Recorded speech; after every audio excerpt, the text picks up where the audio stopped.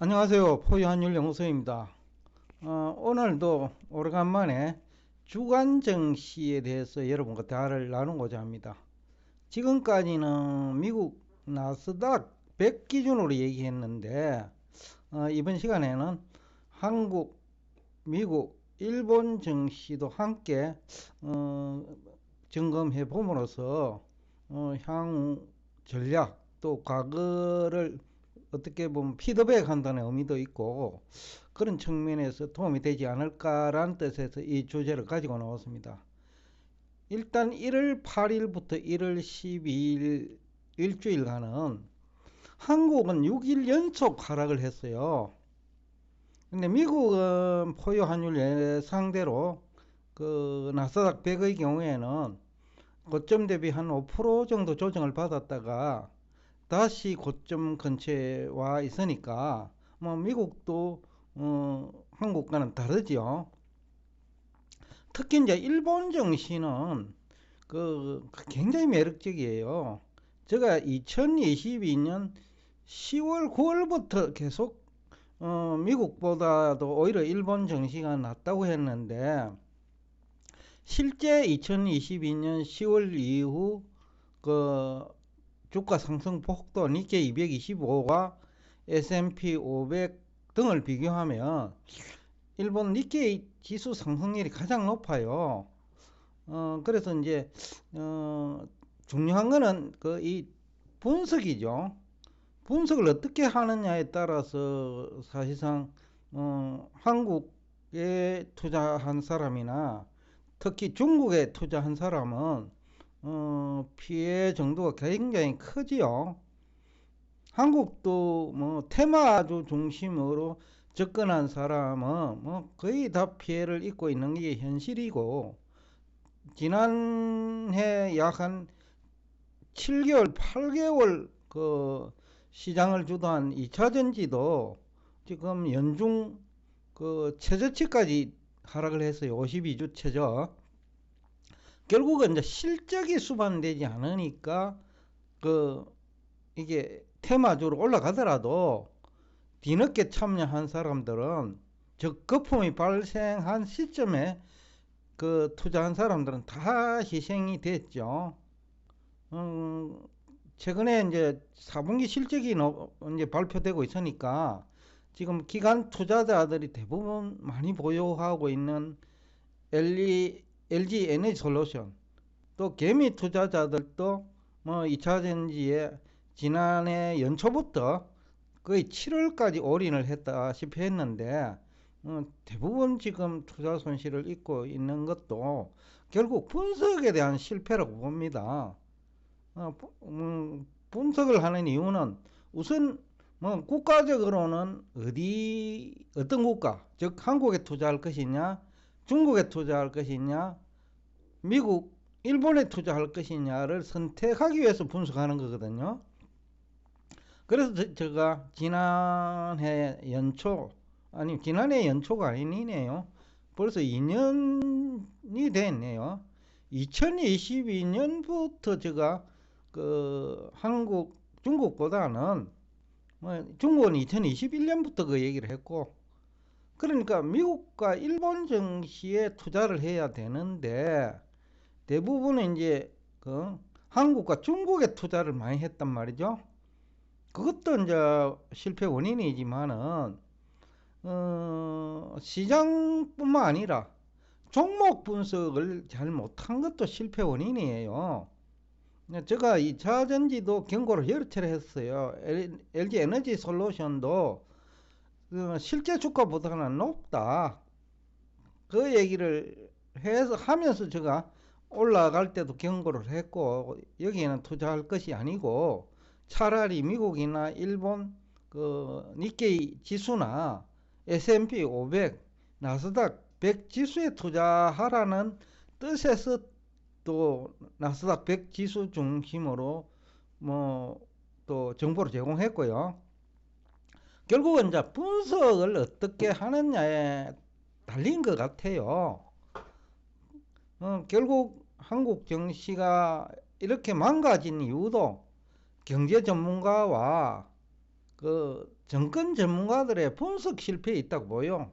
또 그리고 투자 행태에도 문제도 있고, 미국과 일본은 이제 굉장히 암울할 것으로 봤는데 2022년 초부터 그렇죠.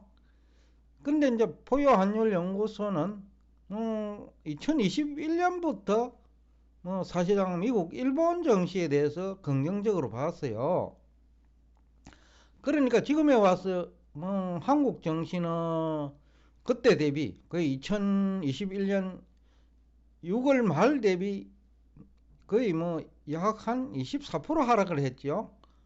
반대로 일본 정시는 24% 상승을 했어요. 그러니까 그 투자자 입장에서 보면 한국 정시에 참여한 사람은 2021년 하반기에 7월경에요. 24% 손실 받고 평균입니다, 이것도. 근데 테마주 중심으로 접근한 사람은 한 50%, 60% 손실을 봤죠. 근데 그 테마가 아닌 쪽으로 삼성전자 같은데 그때 어려웠으니까 투자한 사람 또 큰 그게 실패가 없어요. 삼성전자도 그때부터 어려웠지만 주가가 빠진 상태였기 때문에 2022년 하반기만 하더라도 그러니까 그때 투자했더라면 삼성전자 영업 실적이 그렇게 좋지 않아도 손실이 없어요. 왜? 테마주에 들어가지 않았기 때문에. 근데 테마주에 들어간 사람은 2023년 3월경에 투자한 사람도 다 지금은 투자 손실 입은 상태예요. 물론 중간에 빠져나온 사람은 괜찮겠죠. 그렇지만 이제 대부분 더 장밋빛으로 봤기 때문에 빠져나오지는 못했을 거예요.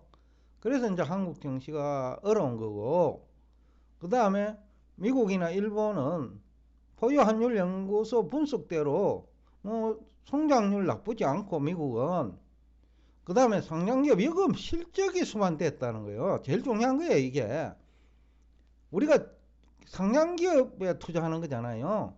결국은 매출액 증가율, 성장성과 그 기대 성장성이 아니에요. 포요 환율 연구소가 분석하고 투자 유도 내지는 안내하는 부분은 그 기대가 아닙니다. 실제 실현 가능하냐는 거예요. 그래서 2차전지는 실제 실현 가능하지 않다고 보는 거예요. 정권 전문가들은 또 이해관계자들은 장밋빛으로 봤지만은 포요 환율 연구소는 그거는 기대와는 다르다. 테슬라도 마찬가지죠. 다수가 장밋빛으로 봤지만은 포요 환율 연구소 분석으로는 그 기대에는 미치지 못한다. 차라리 엔비디아가 훨씬 낫고 반도체가 낫다라는 거예요. 테슬라보다도. 그래서 제가 이제 2022년 10월경부터 반도체에 투자하라. 지금에 와서 반도체가 전반적으로 가장 그 상승이 높아요. 또 일본에 투자하라. 일본은 이제 환율에 투자하라는 거예요. 일본은 밖에 나간 기업들이 많잖아요. 미국처럼. 근데 일본은 금융회사들까지도 기관 투자자까지 연기금까지 외국에 투자하니까 엔화 가치 하락은 도움이 되거든요. 그래서 이제 일본 쪽에 투자 유도했는데 지금 2년이 지난 시점에 미국과 특히 나스닥 100, 일본 니케이 225는 종목 모르면 지수에 투자하면 되니까요. 욕심이 좀 많으면 2배수 정도만 투자했다면 니케이 같은 거는 24% 올랐으니까 50% 이상 올랐죠. 근데 한국이나 중국 테마주에 들어가든 아니면 일반 주식에 들어가든 대부분 투자 손실을 입고 있는 게 현실이에요. 이것은 제가 이제 그 미국과 일본을 중시 여기는 이유는 오늘날은 실물보다 금융이 크잖아요. 근데 금융 쪽은 실물도 분석을 잘해야 되고 금융도 분석을 잘해야 돼요. 테마주 같은 거 막연한 기대감으로 뛰어들었다가는 국민 경제도 망가지고 그 시장에 참여한 개인 투자자들도 망가져요. 시간의 문제일 뿐이죠. 일시적으로는 테마주는 올라요. 그러나 6개월 이상 시간을 놓고 보면 테마주에서는 성공하기 어려운 것이 과거 역사다.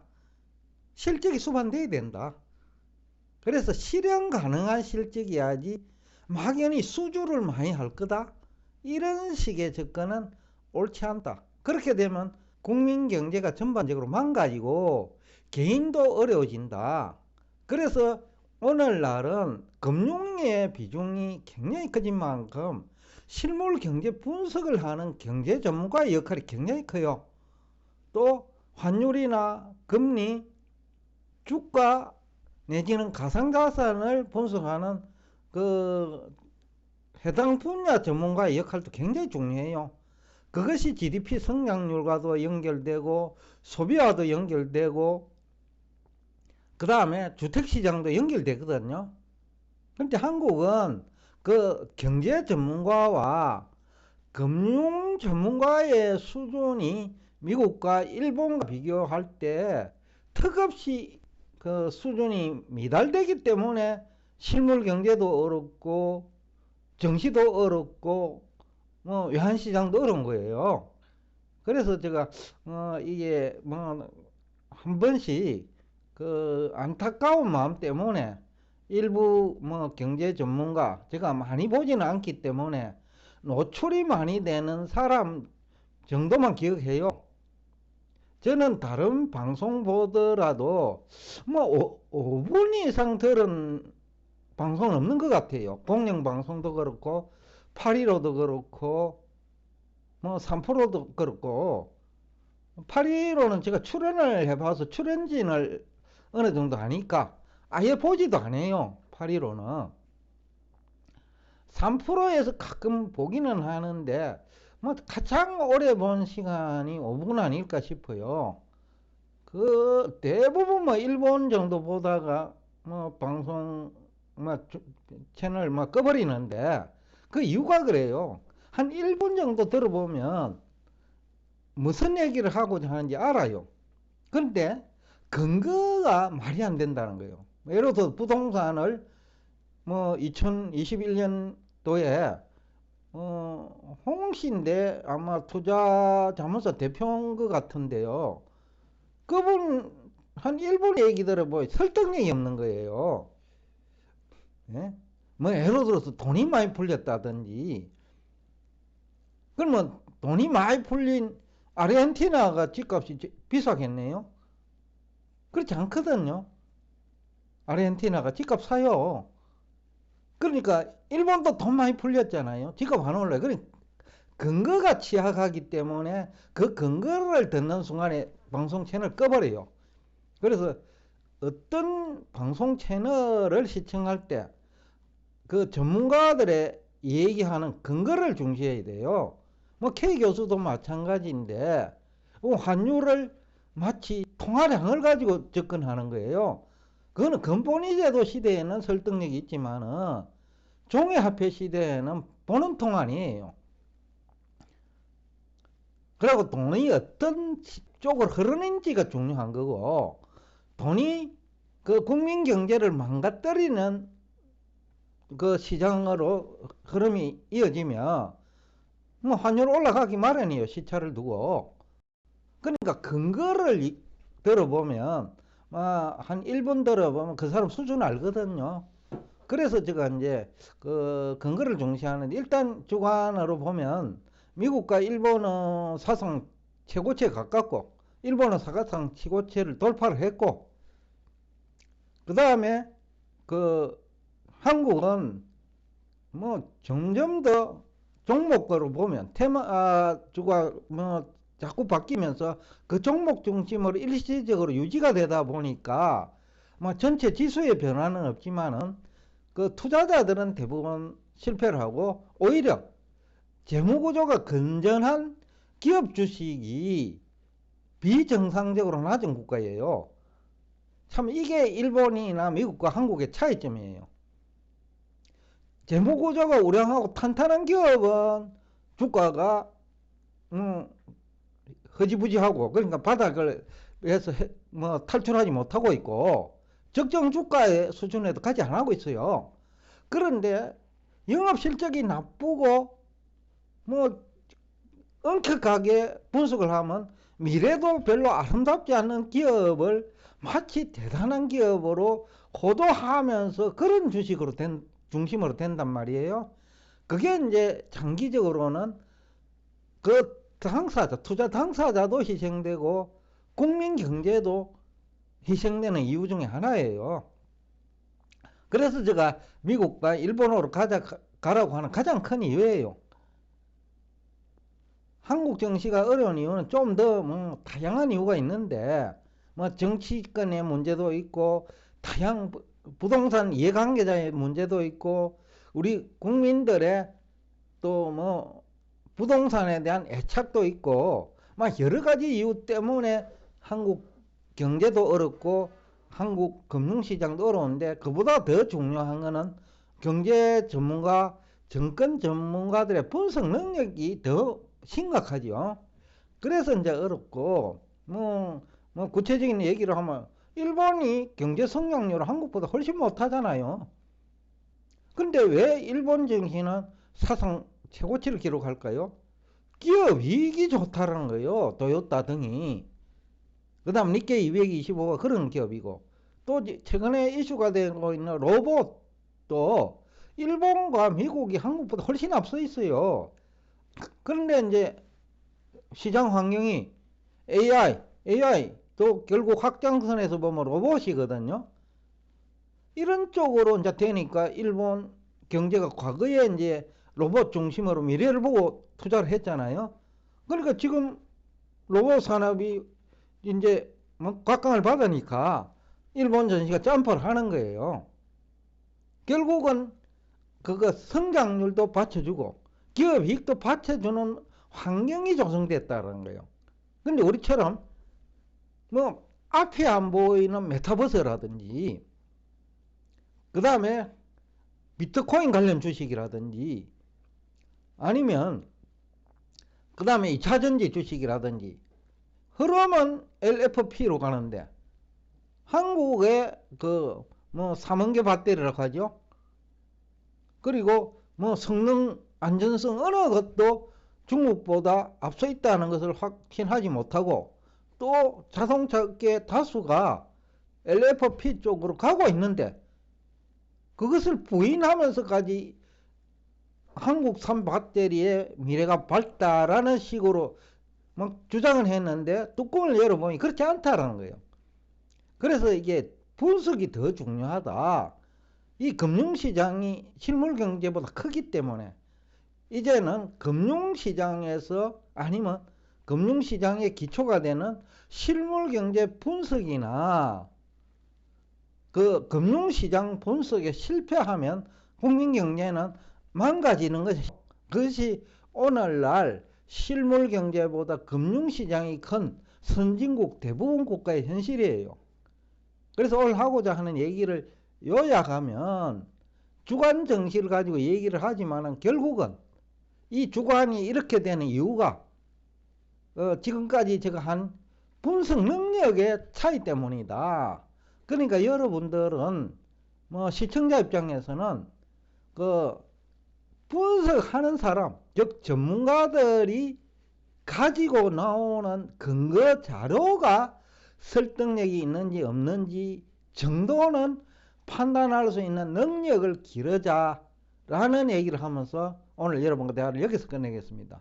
오늘도 끝까지 경청해 주셔서 대단히 감사합니다.